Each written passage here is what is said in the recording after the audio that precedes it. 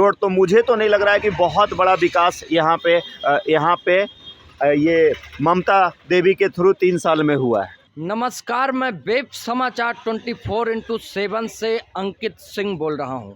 मैं इस समय झारखंड के रामगढ़ शहर में मौजूद हूं, जहां विधानसभा का उपचुनाव हो रहा है।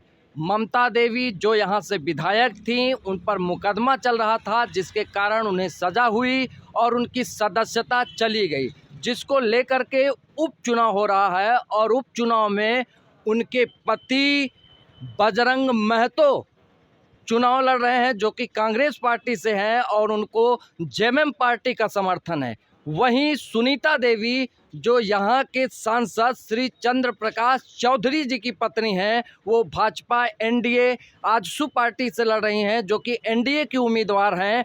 तो यहाँ उनका किसका पलड़ा भारी होगा? मैं एक दुकान पर मौजूद हूँ। मैं भाई साहब से जानना चाहूँगा कि आखिरकार यहाँ के चुनाव में किसका पलड़ा भारी हो रहा है। बताइए भाई साहब, यहाँ विधानसभा चुनाव में किसका पलड़ा भारी दिख रहा है? मेरा नाम संजीव अग्रवाल है और अभी पूरा माहौल बना हुआ है रामगढ़ में ये विधानसभा चुनाव का।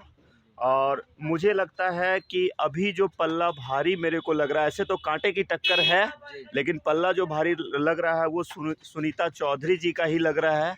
जो लग रहा है कि यहाँ से विनर होंगी जो आजसू से हैं, जिसका बीजेपी के साथ महागठबंधन हुआ है, मतलब एनडीए से वो फाइट कर रही है, लड़ रही है चुनाव। Thank you. क्या सर, ये ममता देवी के पति जो है ये इमोशनल कार्ड खेल रहे हैं, अपने बच्चे को लेकर के मंच पर मौजूद हो रहे हैं और बता रहे हैं इस बच्चे को माँ की ज़रूरत होनी चाहिए, इस माँ को गोदी में होना चाहिए। और कहीं ना कहीं एनडीए जो है, भाजपा के कुछ नेता हमारे खिलाफ जो है साजिश करके उनको फंसाने का कार्य किए हैं। इस पर आप क्या कहें? इस पर मैं यही बोलूँगा कि ये तो मेरे को डेप्थ में नहीं पता कि क्या सच्चाई है, लेकिन मेरे को लगता है कि कानून नाम की भी कोई चीज़ होती है। अगर उन्हें सज़ा मिली है तो कुछ ना कुछ ज़रूर रीज़न होगा, तभी जाकर सज़ा मिली है। और मेरे को लगता है कि ये जो बच्चे को लेकर ये मैदान में आ रहे हैं, इसमें इमोशनली जो बातें बोल रहे हैं, मुझे लगता है कि इससे बहुत ज़्यादा फ़र्क नहीं पड़ने वाला है, क्योंकि यहाँ के पब्लिक समझदार है और पब्लिक पे ही सारा कुछ डिपेंड करता है। और मुझे लगता है कि कांटे की टक्कर होने के बावजूद भी सुनीता चौधरी जो आजसू से हैं, एनडीए से जो उम्मीदवार हैं, मेरे को लग रहा है कि वही विनर होंगी। Thank you. ये सर, लेकिन आपने एक बात देखी होगी, जेएमएम के नेता लगातार ये आरोप लगा रहे हैं कि ममता देवी आरोपी नहीं थी, जबकि जो सच्चे गवाह थे उनको जबरन हड़काया गया, उनको वहां से रास्ते से हटाया गया। छल दल बल का जो वीटो पावर है, भाजपा जो है केंद्र में सरकार है, उसका प्रयोग किया गया और ज़बरदस्ती ममता देवी को आरोपी बनाया गया। कहने वाले तो देखिए बहुत कुछ कहते हैं, लेकिन जो सच्चाई जो होता है उसी का रिजल्ट भी होता है। मेरे को तो इतना नहीं पता कि क्या सच्चाई है, लेकिन रिजल्ट आपके सामने है। लेकिन इससे मेरे को लगता है कि चुनाव में कोई बहुत बड़ा फ़र्क नहीं पड़ने वाला है और पल्ला भारी मुझे लग रहा है कि सुनीता चौधरी एनडीए का ही है। क्या बच्चे की दुहाई देकर माँ बच्चे से दूर है, इस मुद्दे को लेकर क्या जेएमएम महागठबंधन महिलाओं को अपने से जोड़ पाएगी, वोट में तब्दील कर पाएगी? इमोशनल महिलाएं तो इमोशनल ही होती हैं, लेकिन आज के डेट में महिलाएं जो हैं सो शिक्षित हो रही हैं। और अगर महिलाएं शिक्षित नहीं हैं तो उनके घर में उनके बच्चे शिक्षित हो रहे हैं। तो मुझे लगता है कि जो सच्चाई का साथ है वही महिलाएं देंगी, और इससे बहुत ज़्यादा इमोशनल मुझे नहीं लग रहा है कि वो लोग होंगी। कुछ परसेंटेज हर जगह पे होता है जहाँ पे इमोशन होता है, लेकिन इससे बहुत ज़्यादा चुनाव पे फ़र्क नहीं पड़ने वाला है सर। जेएमएम के एक कैबिनेट मंत्री का कहना है कि 20 साल में जितना विकास नहीं हो सका रामगढ़ का, 3 साल में ममता देवी ने करके दिखाया। मुझे तो नहीं लगता है कि बहुत ज़्यादा, क्योंकि अभी रामगढ़ विधानसभा की मैं बात करता हूँ तो यहाँ पे अभी यहाँ की अगर रामगढ़ प्रॉपर, मैं ग्रामीण क्षेत्र की नहीं बात करूँगा, ग्रामीण क्षेत्र में डेवलपमेंट दिख रहा है, लेकिन रामगढ़ की जो सड़कें हैं, रामगढ़ की जो रोडें हैं, वो अभी जर्जर स्थिति में है। हर एक जगह लोहार टोला रोड की मैं बात करूँ, गोड़ियारी बागी की मैं बात करूँ, दुसाद मोहल्ला की मैं बात करूँ, सौदागर मोहल्ला की बात करूँ, आज ये रोड तो मुझे तो नहीं लग रहा है कि बहुत बड़ा विकास यहाँ पे ये ममता देवी के थ्रू 3 साल में हुआ है। Thank you sir. लगातार मैं यहाँ जब से आया हूँ ये देख रहा हूँ, मुझे सरकारी बसें जो है नहीं दिखाई दी। जो बस अड्डा है उसको प्राइवेट के हाथों सौंप दिया गया है।